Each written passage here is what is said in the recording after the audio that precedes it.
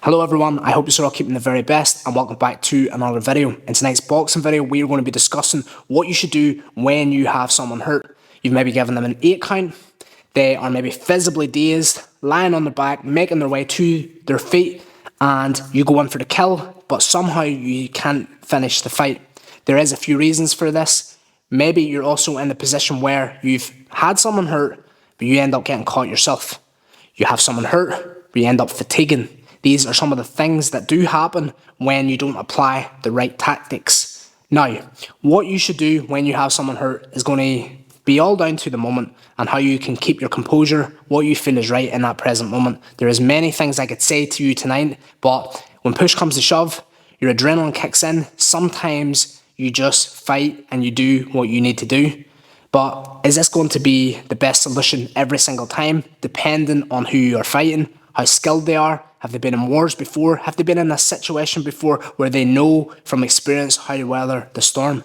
And these are some of the things that I have dealt with fighters myself. We just fought at the weekend there, and one of the big things that I have given constructive criticism to my fighter with is that he couldn't finish the fight after, in the first round, giving his opponent a standing 8 count after knocking him down. He didn't finish the fight, and there's a few reasons for that. Now, even though I discussed this with him, in the moment, with the adrenaline, with the crowd, first fight back in years, the adrenaline got the better of him. So, what should you do when you have someone hurt? Okay, so essentially what happens is when you do have someone hurt, you have to remember the primal responses and emotions that someone may feel in that moment. So, someone may fight because of their fight response. So there's no going back. They're hurt, their adrenaline's up, they're scared, but out of that, they end up actually going forward. So they engage in even more conflict.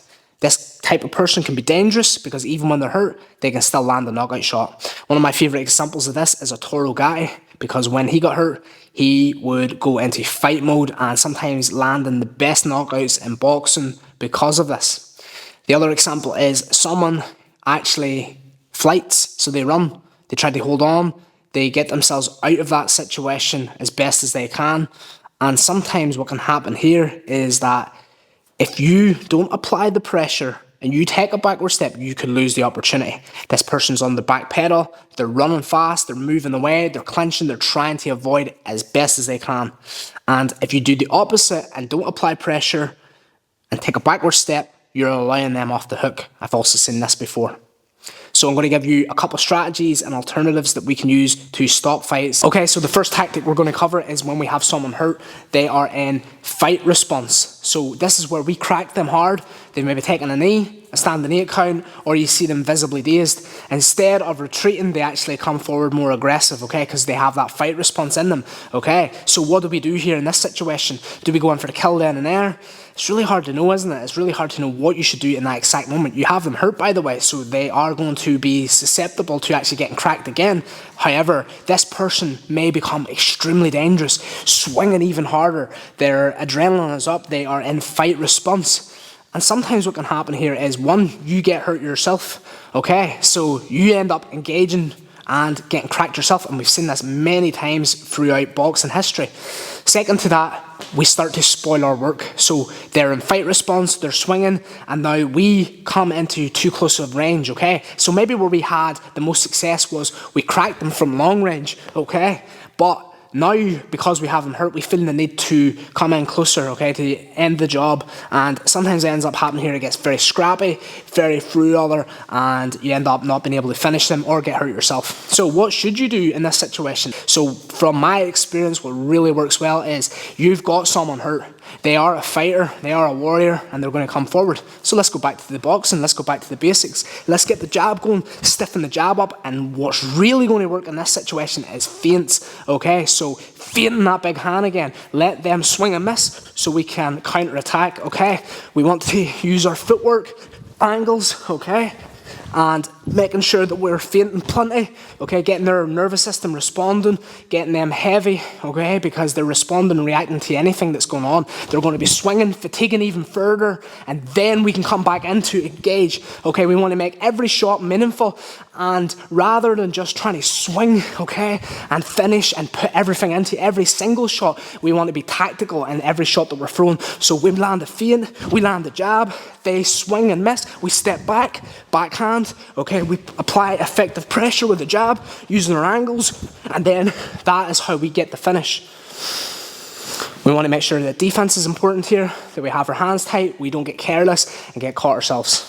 Tactic number 2 is where the fighter goes into flight response.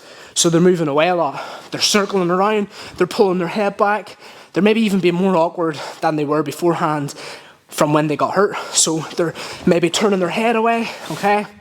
You're chasing them down and you're trying to swing, but you're swinging and missing.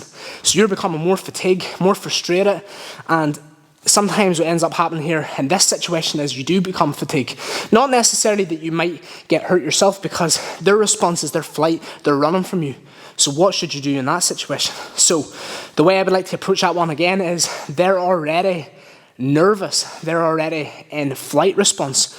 We definitely don't want to take a backward step and just stand off and let them recover and let them absorb that energy so that they can come back. We don't want to do that.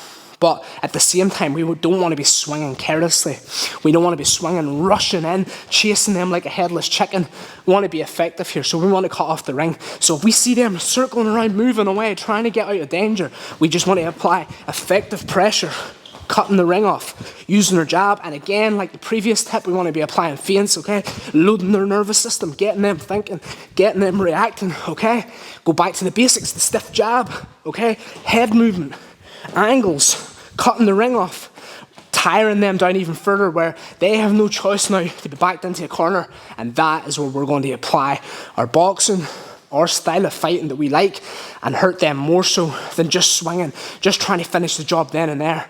I'm not telling you with this fighter, especially when they're in flight response, to do nothing, because you don't want to give them that opportunity. You don't want to let them off the hook, but you also don't want to put yourself in a position where you're just swinging and missing. You're getting caught up in bad situations. You're getting caught up in clinch work because they're frightened.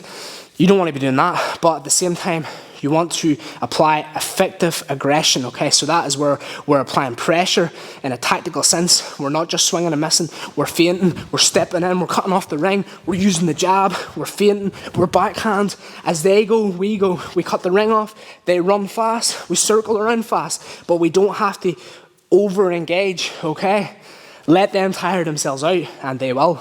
They will start to fatigue. Their nervous system is going to be fried because we're giving them false illusions constantly. We are landing a stiff jab, and then we have the opportunity to crack them hard. Thank you so much for watching the video. I really do appreciate the time and effort to continue to watch long form videos. With the rise of short content, it's extremely difficult, I know myself, to stay on long form videos, so I really appreciate it if you have made it to the end of this video. I want to congratulate you for doing that, because that's another topic I want to talk about down the line. If you do want to reach out to me, you can reach me on Instagram. I'm going to leave the link in the description with my name, and make sure to contact me if you want to talk about anything. If you would like to see some topics that maybe I'm not discussing, you want to see me cover them, my take on it, my authentic version of that, then 100% I'm more than happy to do that. I'll see you in the next one.